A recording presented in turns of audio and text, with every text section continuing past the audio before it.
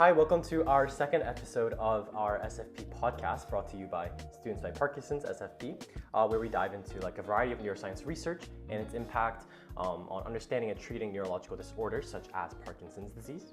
I'm your host, Daniel Kim, and we are joined today by Dr. Deepa Dash.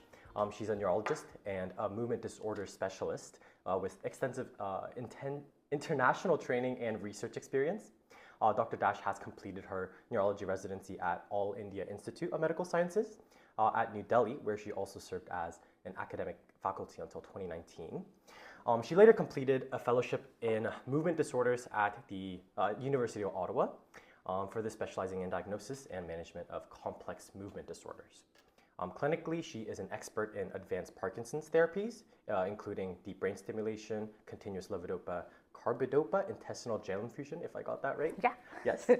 During her fellowship, she was awarded a grant from Parkinson's Society of Canada to study the impact of integrated care programs for individuals living with Parkinson's.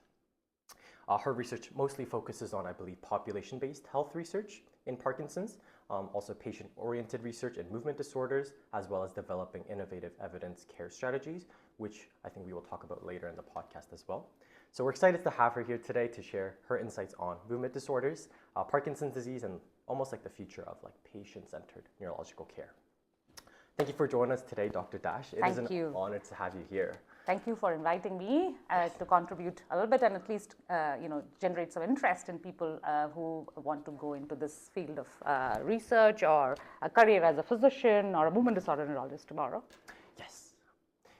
Did you want to say anything for intro, like other than like the things I've mentioned, or? No, I think you gave a pretty good introduction. So, so basically, what you do is you do neurology, and then you do a specialization, a subspecialty. Yes. Movement disorder was my calling, and that's why I did the fellowship. I do have a lot of general neurology exposure too, so I did get flavor of all neurological subspecialties. Even at now, when we do, we work as movement disorder neurologists, but everybody has to go through the, we get to do some weeks of general neurology, so we don't like covering the floor in the inpatient, we have to do general neurology too. So sometimes we do a mix of both movement disorder and general neurology. What specifically drew you to like the movement disorder, like that specific part of neurology? Yeah, so movement disorder has the best combination of the science. It is a very physical kind of a specialty where examination is very important. Plus, it's a combination of the art of observing patients, dissecting out what kind of movements they have, and then categorizing them into a specific type of movement, and then trying to find out why they have it and how to make that better. Yes. That really attracted me. Like the examination part, it's a very it's not very investigation based. It's more examination based. So I think that was the most, that attracted me the most. And of course, we don't know a lot about this field. So that also, of course, neurology, most of the neurological subspecialties, there's a lot of unknown and still there's a lot of research potential. Okay. Was there like a specific moment where you were like, I chose the right field, that kind of confirmed that you chose the right field? Yeah, so if you like your field, like as I said, I like neurology overall, but movement disorder, as I said, my mentor, like when I was doing my neurology residency, my mentor was a movement disorder neurologist, and she was one of the leading neurologists who had Parkinson's disease training. So when the mentor has that specialty, so she had the skill sets, and that made me interested more and more in that. And then I changed my career into that trajectory and started following that. I see. Do you think like your peers or mentors have a lot of influence on you, like when you're kind of choosing your career path? Or? I think so. I think if your mentor has a specific subspecialty as their interest, you get to know more of it, and then you also know the unanswered questions. So it also ignites the interest to follow that specific path. How is it's kind of off topic a bit. How is studying in Canada different from maybe studying in India? Yeah, I think it's pretty similar. In the sense that I think you can compare it with the US. Like it's a very investigation-driven field. Here we have public health care. India has public health care. Yes. So we really rely on our skill sets before we do a ton of investigations. Especially in movement disorder, really the diagnosis is not based on tests. It's based on what the patient tells us and what we see in the exam. So really, tests are not the backbone of diagnosis. It's more your ability to extract the story, hear them, patiently hear what the patient and the caregiver has to tell us, and then you examine them, and then following them up over time helps us ascertain the diagnosis. I see. I guess we'll talk more about that like in the paper as well. Like, is there a reason why you take such extensive like kind of care into those like preliminary stuff as well to reduce bias? Or Yeah, no, because there is no test to diagnose. Right. So most of my practice is based on Parkinson's disease, correct? Yes. The diagnosis of Parkinson's disease, you may not know, is not based on a test. There is no test to say, oh, you have Parkinson's disease. There is a diagnostic criteria which has elements of history, like the history taking, like what the patient tells us, and then the elements of examination. So you really have to be a good clinician. There is no easy test like diabetes. You do a blood work and you get a result and you say, oh, you have diabetes. It doesn't work that way in the Parkinson's world. It's not a test-based science. It's more a combination of examination, history, and then follow up over time, which helps us make the diagnosis. I see. Is that true for like other neurological disorders or movement disorders as well? Yes. Stroke, like for stroke, you can do a CAT scan or an MRI and you'll see a lesion. But my neuromuscular colleagues, many of them, like if you heard of motor neuron disease or ALS, again, it's kind of we exclude other things, but there is no test to say this is a rule in the disease. It's mostly, again, all the neurological diagnoses are based on good history, good examination, and then the investigations help in supporting the diagnosis, but they are not like just a test will not tell you the diagnosis. And it would be like important to maybe kind of develop that field so we can kind of diagnose Parkinson's earlier and understand, maybe give treatments option earlier. Yes. So I think there are now lots of studies where they are making it simple, like for family, because the wait time to see a specialist is getting longer and longer. Yeah. So there was a study when I was in Ottawa, when I was doing my fellowship. There was a study that they did, which basically had like scores of 4 or 5 things. And then the family physician can just impute those scores in that calculator, and then they have like a percentage of probability of this being Parkinson's. So it's kind of it's called predict score. So it was a study where they created a simple score based on history exam, which even a family physician can do, and then based on that score, you can predict, oh, this person is most likely having something like Parkinson's. And so they can wait, the wait time before they see a specialist, the family physician can start them on medications. Okay. Do you foresee that as like a future for like maybe diagnosis, or do you see that as like an effective method, or? Yeah, I know there's a lot of discussion about AI and stuff like that, and physicians will be replaced. I do not think, because there's the algorithm in your head when you make a diagnosis, correct? Right. Yes. But I think it's more how you talk to the person and how you elicit the story itself, plus the examination skills. But I think they definitely are helpful. They're not very specific, but they are sensitive, which means they can pick more than what is truly there. So that ways, you can because I think in the future we'll have to have care models where specialists are not the backbone of care models, because we have a big population of people who are having, because in Canada we have a big chunk of population who are in the senior years, so we are more likely to get these kind of disorders. So we'll probably have to, in the future, they will be probably definitely, like this score was created mostly because of this intention that family physician can use them and that they can start medication even before the person sees a neurologist. Yeah, I guess we talked a little about Parkinson's already. I guess we can jump right in. I guess for people who are maybe a little new to neuroscience and is kind of unfamiliar with the term, what exactly is Parkinson's disease? So Parkinson's disease is a neurodegenerative disorder.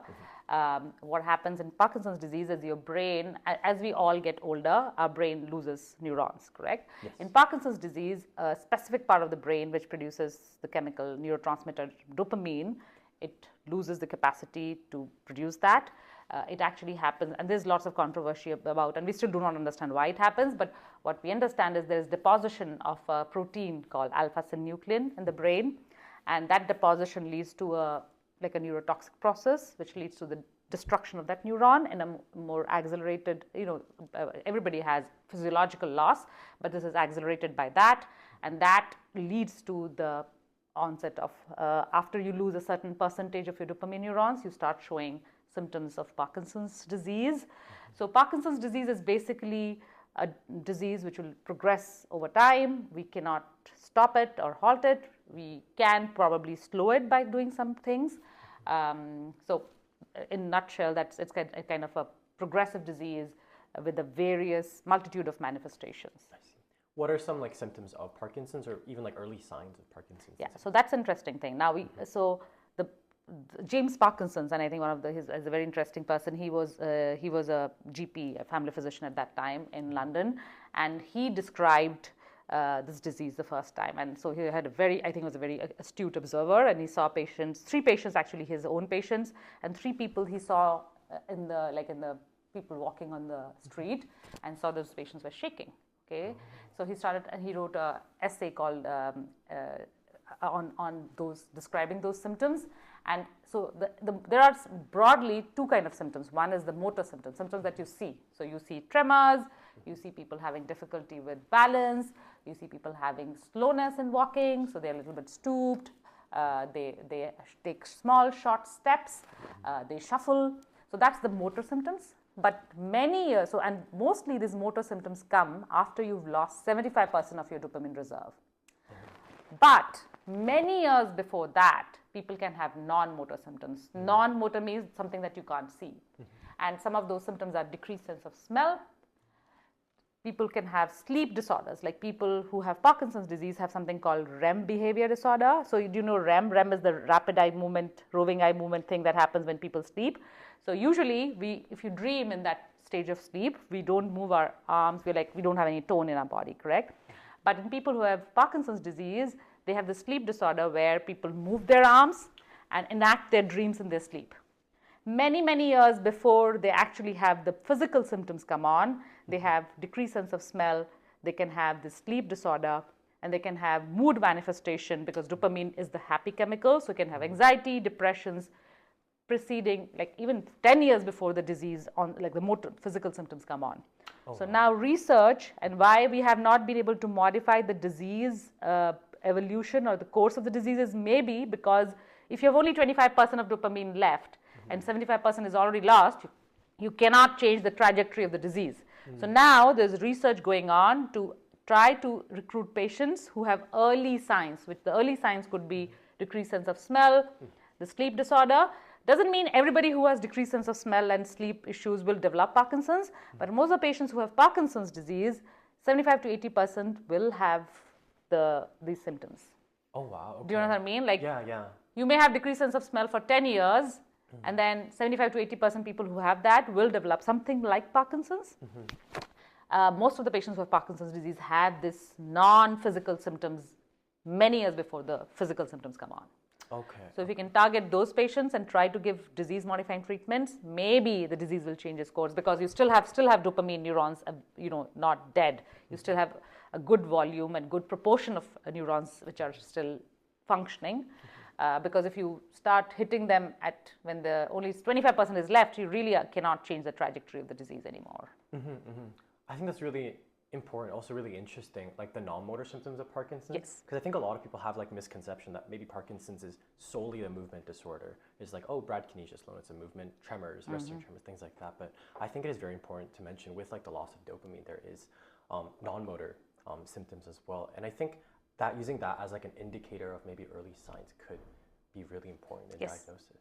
Not only the diagnosis, but I think disease modification, because we can probably change the disease. Like, it's a progressive disease, correct? Right. Maybe we can slow down the progression if we start, interventions early on. And I guess kind of on that note, we can talk a bit about your papers, which I think kind of touches a little bit on those topics. The first paper I like to talk about, so for context, Dr. Deepa Dash has shared with us 2 papers. The first one I want to talk about was the update on medical treatments for essential tremors, an International Parkinson's and Movement Disorder Society evidence-based medicine review. So talk to us a little bit about this paper, like maybe like findings, your motivation for this paper, things like that. Okay, so So most of the people, I think people think if people have tremors at a certain age, it's Parkinson's disease. Right. That is not the most common cause of tremor or shaking in an elderly. It's usually essential tremor. So essential tremor is a mimic, like people who have tremors most common cause is essential tremor. So essential tremor is a very common, it's much more prevalent and much more, the incidence of essential tremor is much more than Parkinson's disease. So essential, you'll see more if you see 10 people with essential tremor in the community, more likely for them to have essential tremor than Parkinson's disease. But essential tremor is a tremor phenotype. It's not like Parkinson's disease. It does not affect your cognition. It doesn't affect your memory. It doesn't affect your your sense of smell, your thinking. It doesn't affect your speed of doing things. It's mostly a tremor syndrome, correct? It's a very common disorder, but we have very few treatment options. Okay, so Movement Disorder Society is this international. It's a scientific society. Is the biggest scientific society for people who have for movement disorders and Parkinson's disease, and they usually bring out guidelines for treatment for common movement disorders. So this was a task that was delineated, that they made a committee of people who had interest in treatment and have training in reviewing treatments. And so what we found is there are very few medications which are available, like there are dominantly 4 medications which are there for treatment of essential tremor. Most of these treatments, the trials were done in the 80s and 90s, and the methodology. Now, if somebody studies, if you have any knowledge about methods of how to do clinical trials, now we have very strict and stringent rules, correct? Like how many patients, there has to be a sample size calculation. Then you have to, when you give a treatment, there should be no bias. So if you give a treatment and the other group should not know what they're getting, because there's a placebo effect, correct? If I know if I'm taking treatment, I will feel, and tremor is such a changing thing, correct? Like tremor is not constant. I don't sleep, yes, if I have it's cold outside, I'll start shaking, correct? It's not just medication, there's so many environmental factors, so the placebo response is much more pronounced, where there's so many factors which can change the tremor, correct? Right. So if you're anxious, you'll be more shaky, correct? And your life situation changes every day. So when you do trials on these kind of fluctuating symptoms, then you have to have a very rigorous method section. And what we found in this review is that many of these older studies that were done, and it was at that time we didn't have guidelines to follow. Right. And these drugs, they're probably effective, but the studies themselves were not very, they were not very robust in following the guidelines that has to be done for a study, a clinical trial. And so, so the final thing is, although these medications may be effective, I think we need to invest more and try to do more trials with a more robust design to understand the impact of this on the outcomes. Right. You touched on, I think in the paper, like lots of different medications, Yes. Including like really commonly used ones like propranolol or primidone, I believe. And you did find out there was pretty, like, most of them were either like inconsistent on certain things like that. Why do you believe that? Why does that happen exactly? Is it because of like the robust? Yeah, so now we have when we do a treatment review, there is a guideline called GRADE. Right. Okay, so actually it starts, Gordon Guyatt, who's a Canadian, he's a McMaster alumni who created this whole guideline of how evidence has to be evaluated, how much should be the number of patients they should have tried the medication on, is there a clear, is there any bias when you're conducting the study? Like supposedly if I think this medication works and I give it to patients who I think have milder symptoms, if I'm biased, I give it to people. So there's a whole way to navigate and to get away from that. And so that's why many of those recommendations were inconsistent, and especially the method section was not very robust. So that is the main. We're not saying these medications are not effective. They're probably effective.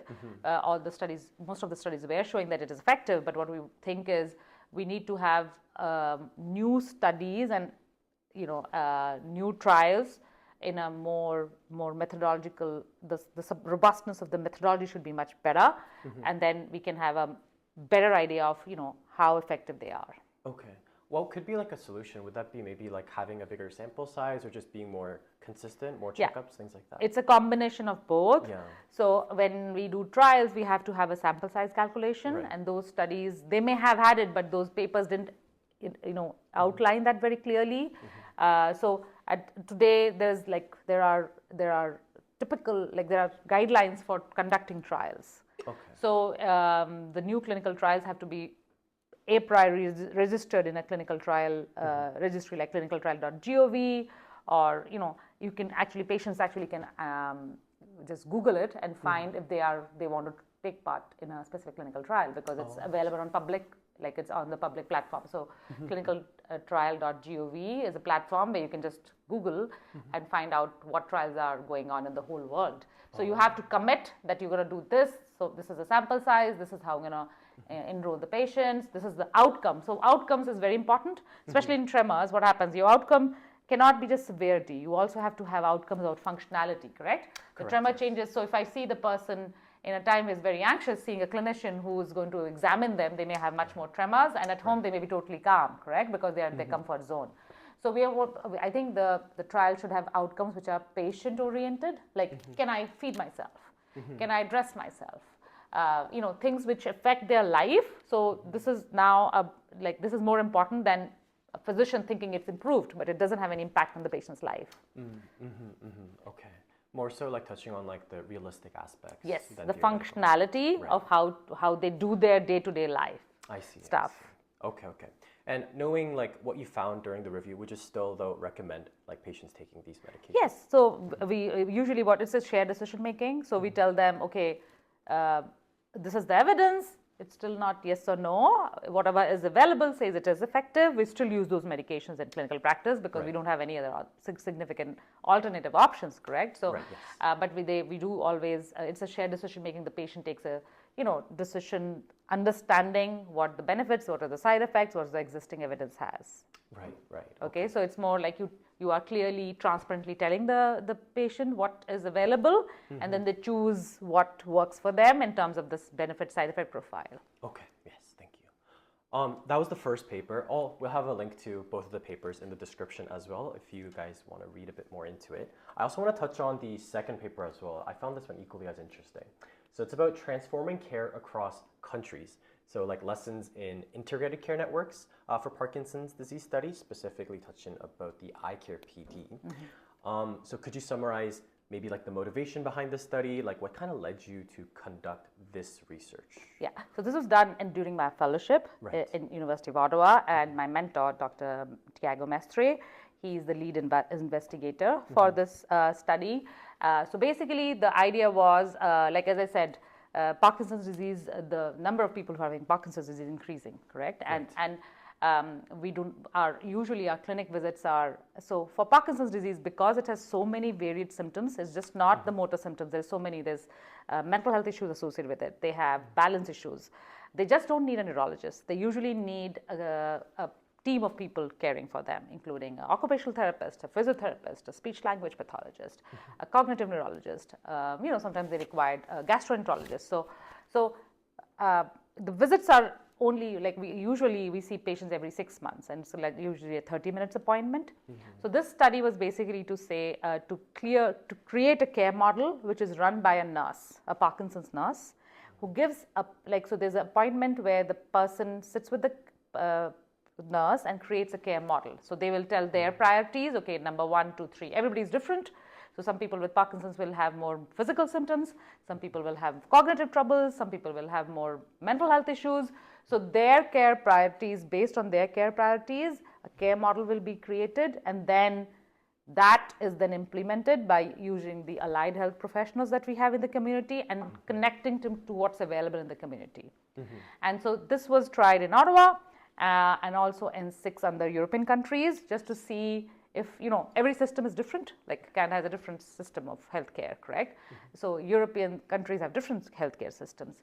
So this study was basically to see if this could be, so this was part of my fellowship, so how each of this center, was it feasible to do this kind of a care model in different areas of the world, correct? Like Correct, yes. in different systems. And then the study also showed that although the study's aim was not to check for efficacy, it did show improvement in a specific subset of group of patients who had Parkinson's disease. Okay, okay. And this is the eye care model Yes. of PD. Okay. Yeah. So basically, it is to encourage self-management and give them a model, like a map of how to manage their biggest, most bothersome symptoms. Right, because sometimes maybe like seeing a specialist would take a long time. Yes. So maybe providing this model to kind of help them, Yes. self-help them, would greatly maybe improve some of Yeah, their... yeah. And as I said, because the burden of number of people who have this disease is Right. increasing, it's important to use the community resources optimally, but also give them tips and tricks how to manage their own symptoms better, so they feel more empowered, because it's not a disease that's going to go away, correct? You Right. live with it forever, so and it changes over time. So it's just to so it provides the methods of how to cope with it. How would patients be able to find this kind of care model? Like, would it be available online or be able to... Yeah, so eye care PD, they're using it now in Ottawa. In LHSC, I have started a new study which is inspired from the same, but for people who have atypical Parkinsonian disorder. So atypical Parkinsonian disorder are much more devastating group of disorders. They have a very rapid decline. They have all the much more, worse symptoms in terms of cognition, balance. They don't have very many medications to fix those symptoms. So it's a much more rapidly progressive, less responsive group of disorders. And we have started a clinic called We Care APD. So We Care Atypical Parkinson's disorders. And what we do is we're trying to do a randomized control trial to see if you provide, so this clinic has 9 or 10 subspecialists, like an allied healthcare personnel, a OT, a physiotherapist, a cognitive neurologist, a palliative care neurologist, a social worker, and a movement disorder neurologist. And the patient comes and sees us in one room where we try to again deal with their problems. And then we're comparing if they see us early versus if they see us at 6 months later, is there a difference? I see. Why we need an in-person appointment in this is because they're much more, like they're a worse form of Parkinson's. I see. And they are not slowly progressive as Parkinson's diseases. This is kind of boom. I see. It's like a very rapid decline. I see. Okay.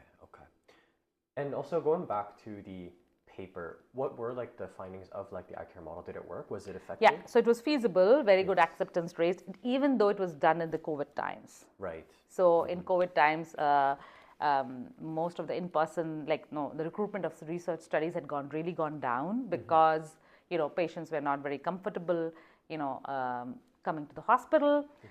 Most of the eye care PD was done virtually, which does show that it is like virtual and hybrid models are effective. They do work. People appreciate that support. As I said, it was only for feasibility. The study's main aim was feasibility, to see if it is feasible. But it did show evidence in the advanced group that there was improvement in their patient-reported outcomes. I see. And like, if you were to like implement this like as model eye care PD, what are some like essential components for it to like actually work and be feasible for everyone? Yeah. So if you have to use the same principles of caring for Parkinson's disease, we need to have like a nurse. I think that's important. We have a Parkinson's nurse, and then we need to have a map of community resources. Like many of my patients come to me and they ask, okay, exercise has been found to slow down Parkinson's disease, but they don't know where are the exercise programs. Okay, how do they see, where are the resources that they can use, like a speech language pathologist or like an occupational therapist or a physiotherapist. So what we need to have a map of the community resources in every, like Southwest Ontario should have a map of where all we have these facilities, and then try to connect the person who, it's very not feasible for somebody who lives in Owenside to come to London, to Parkwood to get rehab done, correct? So that's kind of waste of resources, and it's a lot for the patient to come and do those things. So they have to be connected to the community, and we need a nurse, and then we also need good communication with the family physicians, because they are the main, the backbone of how medicine runs in Canada, correct? So, so if they have any questions, they can connect with a specialist, but most of it will be run, so there'll be one meeting where the Parkinson's nurse will come and sit with the patient and give them how to manage their biggest issues, and then if there's any concerns about any specialist input, then the family physicians can send like a letter to the specialist, and they can suggest options. I see. So like accessibility, like so it's accessible to people, and also maybe like kind of like knowledge for like the navigating the community resources. Right. For nurses, family physicians, they should be kind of educated on this model as well. Okay. I also wanted to touch on the country aspect. So you touched on multiple countries. I think it was like Canada and like a lot of the European countries, Germany, France, Ireland, things like that. They all have different healthcare systems, I imagine. Was there like a challenge, or what was like the biggest challenge in making the model transferable? Yeah, so it was not exactly the same in each center, but it had the same basic principles. This was not exactly same. Some, like our center was totally nurse-led. So the nurse was the main, like the lead of the whole eye care model. In other centers, some of those centers had other people, like the allied health professionals also involved in care. Right. So it was variable, but the principle is the same, that the patient will be given tools to self-manage their symptoms better. Most of these systems had public health care system, so that was the commonality there. And so as I said, the system, the care model was not exactly a replica at each center. There were subtle differences in how it was done, but the principles of care were the same. So I think it's more like, can that be done in LHSC? Possibly yes, because if you have a Parkinson's nurse, we can create the same model. And I think in the long run, we have to test these kind of models, because no matter how many treatments we have to have a model to disseminate that care, correct? Because for Parkinson's patients, they are waiting for a cure to make the disease go away. Right. Which may not happen today or in next 10 years, but they have to live with the disease too. So we have to develop parallelly, working on how to modify the disease, but also on how to optimize care in a country where so many people are having this new diagnosis on them. I see. Would you envision like similar results for maybe like non-Caucasian countries as well? Like, yeah, it could be a little bit difficult there. Like I've worked in India for many years. The problem is we don't have the same setups there. Like here we have like a home care, assessment. We have like a family physician running it. So the system's a little difficult, but I think there could be a study to, just use the same principles. As I said, the face of the model would look different, but it would follow the same principles. So I think they have to tweak it to fit to that system. Okay. And kind of a final question to kind of wrap up like the Parkinson, like the research. So you've worked on both improving systems of care in Parkinson's and also evaluating the quality of pharmacological evidence. How important is it to improve maybe like both the structure of care and the quality of treatments simultaneously? Yes, of course. Like that everybody has, like as I said, treatments. Of course, people require new treatments, and there are new treatments coming out for symptomatic treatment, which is symptom management. But the model of providing that treatment to that whole group of people who need it, we have to have innovative models, especially because, as I said, the proportion of people who are going to have Parkinson's disease is going to really go up, and then our system is going to start having troubles taking care of them if we don't work on the models simultaneously. Because, as I said, for the models, again, you have to work for your own province, for your own local setting. It may be a little bit different from how it looks in a different country, correct? So something that works in UK may not work in Canada, correct? So we have to test those models in our center to understand, like in a iterative way, to see what are the flaws in that. Of course, treatments are important, and also the third is disease modification. Like treatment is for symptoms, but also, so there are different scientists who are working on different domains of these, Parkinson's research. I think all of them require funding and enough, investing in them, so that parallelly everything is working, so that tomorrow, even like as I said, the cure, it's going to take some time. I think we are still not there, right? Especially because it's very complex. Right. So like all of them come in like combination is important for essentially slowing down PD and finding better ways to deal with it until maybe we eventually come up with a cure for Yeah. PD. Yeah. What gives you hope for like research in Parkinson's or even like a cure? Yeah, so because we are understanding the disease more. So one of the questions that I was asked in one of the talks that I gave is, where does Parkinson's start? Honestly, we don't even know that answer. So there's also controversy about, does it start in the gut? Does it start in the brain? Because people who have Parkinson's also have constipation. It's not just, so they can have constipation many years before they have the physical symptoms like the tremors and other stuff. So we still, I think our understanding of Parkinson's disease has improved. Second, we have more now biomarkers. I told you the diagnosis is so difficult because it's a clinical diagnosis, correct? But now we have more objective biomarkers. Like there's a new test where we can see the protein deposition that happens in the brain. We can do it from skin biopsy. Oh, wow. So that is more objective. There is lots of data sharing. So there's a whole, there's one study called PPMI, which is a multicentric study, which has been funded by Michael J. Fox, which shares data. So any researcher can take the data of the patients. These patients are being followed up even when they have just a sense of loss of smell.